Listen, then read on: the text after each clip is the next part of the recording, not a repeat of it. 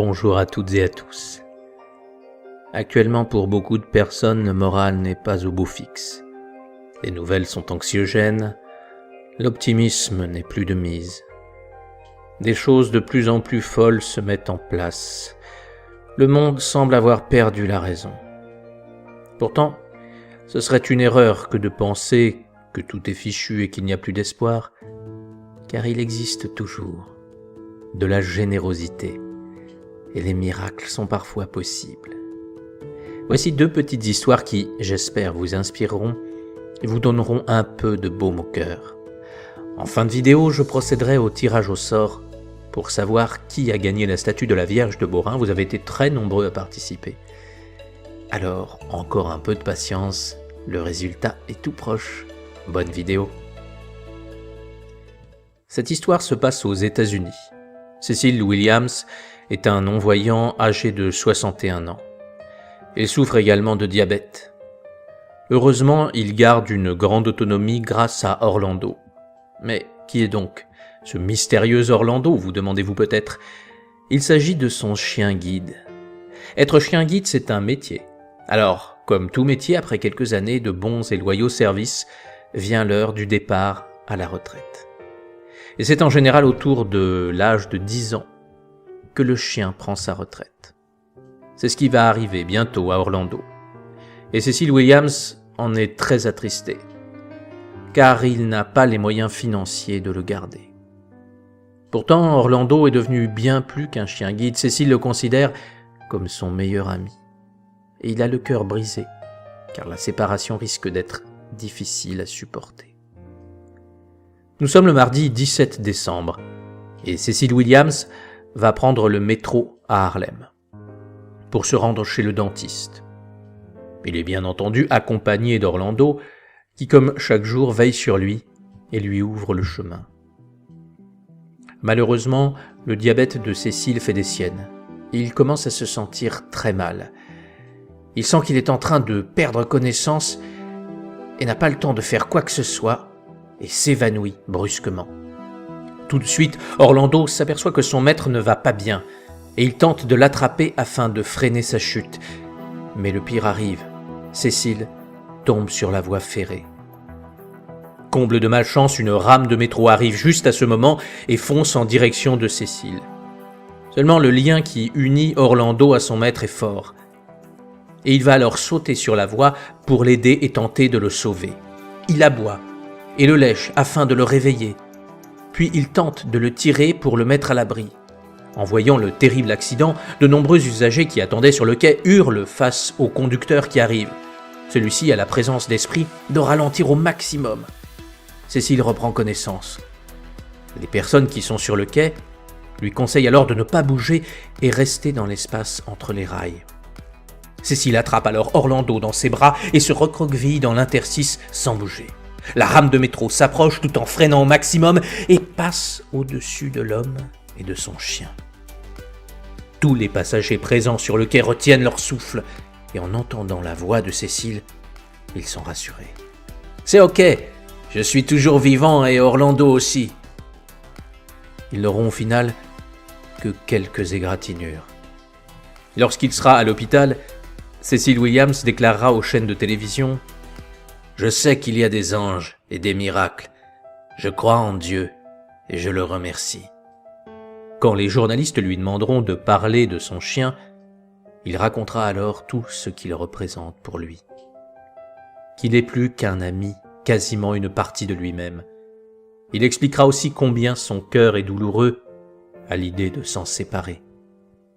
En effet, en janvier ou février, Orlando va partir à la retraite, comme je vous l'ai expliqué. L'association caritative nommée Guiding Eyes for the Blind, ce qui signifie des yeux pour guider les aveugles, a dressé Orlando et s'en occupe. Cecil Williams est bien sûr prioritaire pour l'adoption, mais il devra alors subvenir à tous ses besoins et il n'a malheureusement pas les moyens pour cela. L'histoire aurait pu s'arrêter là. Et suite au reportage télévisé, il va se produire une grande chaîne de solidarité aussi inattendue qu'efficace. De nombreuses personnes vont le soutenir et tout faire pour que cet homme et son chien ne soient pas séparés. En seulement 2 jours, près de 100 000 $ vont être collectés. Et ceci permettra à Cécile non seulement de garder Orlando, mais aussi d'avoir un nouveau compagnon pour le guider, comme vous pouvez le voir sur ces images. Les chiens guides font un travail merveilleux et permettent à des milliers de non-voyants d'avoir une vie autonome. Mais tout cela a un prix. Il coûte en effet près de 45 000 $ pour élever et dresser un chien d'aveugle jusqu'au moment où il devient opérationnel. Bien que l'on dise souvent que l'humain est égoïste et que l'humanité est vouée à la perdition, cette histoire nous rappelle qu'il est aussi capable du meilleur.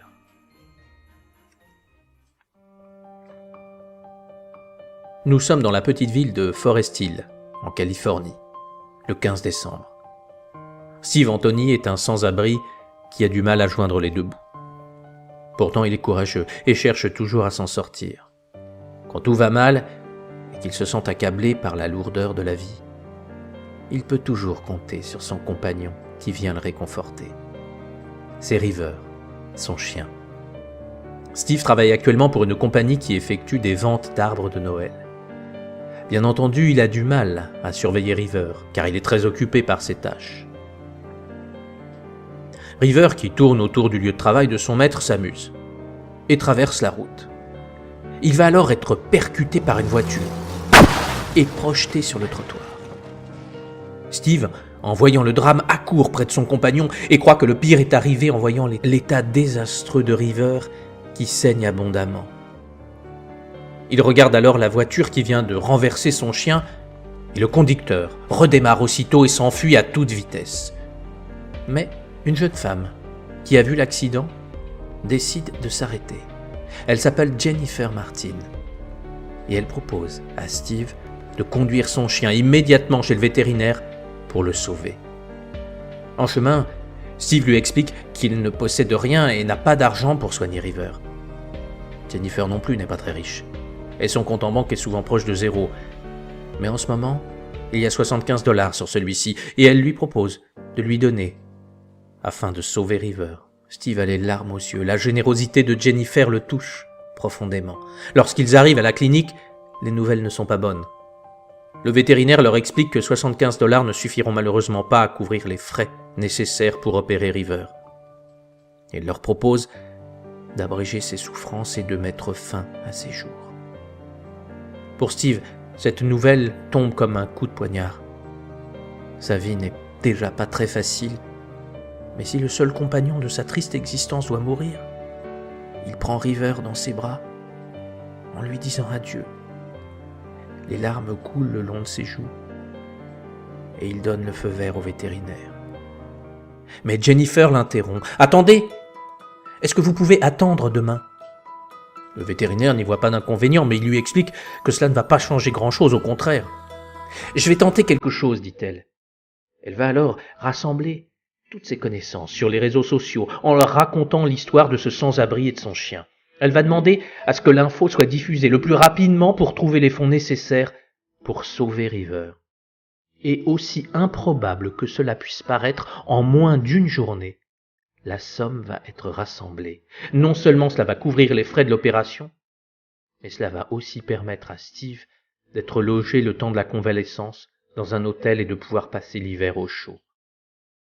River sera opéré pendant plus de 2 heures et cela sera couronné de succès. Et il pourra retrouver son maître, toujours abasourdi par tout ce qui s'est produit. Vous voyez, cette histoire nous montre que bien souvent le pire de l'être humain côtoie le meilleur. Et c'est justement ce meilleur qu'il faut cultiver, car ce sont nos choix qui déterminent la couleur que notre vie va prendre. Je souhaite que votre vie soit lumineuse et qu'elle éclaire bien des chemins sombres. J'espère que ces histoires vous ont plu et qu'elles vous aideront à reprendre courage dans les moments difficiles. Gardez à l'esprit que souvent, quand des événements tragiques arrivent, ils permettent que de belles choses naissent et changent des situations que l'on considérait comme impossibles.